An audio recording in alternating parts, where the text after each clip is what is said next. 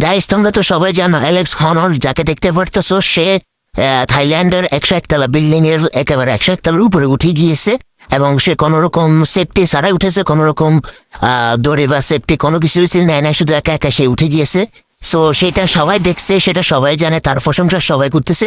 But আমি Elon gamer, আমি যে তার থেকেও আরো বেশি পরিশ্রম করে, তার থেকেও আরো অনেক বেশি ঝুঁকি নিয়ে দেখতে পারতেছে আমি কোথায় উঠে গিয়েছি। একেবারে ক্লক টাওয়ারের যে টাওয়ারটা আছে, হ্যাঁ ওয়াচ টাওয়ার, যেটা যেটা হচ্ছে গিয়ে 101 তলা থেকে আরো অনেক বেশি, 101 তলা থেকে মানে 101 তলা থেকে আরো নাই তাহলে অনেক বেশি।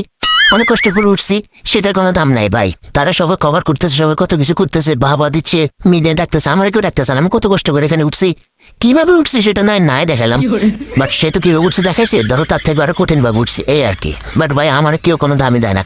এরপর হচ্ছে সে এরকম একেবারে উপরে উঠে সেলফি তুলছে, আমিও সেখানে কিন্তু একেবারে উপরে উঠে কিন্তু সেলফি তুলছি, দেখতে পারতো দুজনের সেম স্টাইল।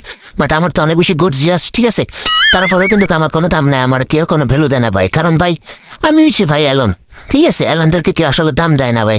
তো এরকম অ্যালেক্স হনল্ড যারা আছে ভালো ভালো, তারাই আসলে দাম পায়। আমার মতো হোক আমার আসার আগেও আসলে কোনো দাম নাই, আসলে আমার তো কোনো যোগ্যতাই নাই, তো আমার কেন বা কেউ দাম দেবে, ঠিক আছে।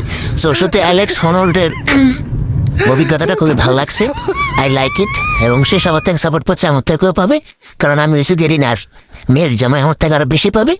বাট কষ্ট লাগতেছে আমার এই মানে সফলতার পিছনে কেউ নাই, সফলতার কেউ গল্প করতেছে না, কেউ বাবা দিচ্ছে না, এটা আমার কষ্টের বিষয় এই আর কি।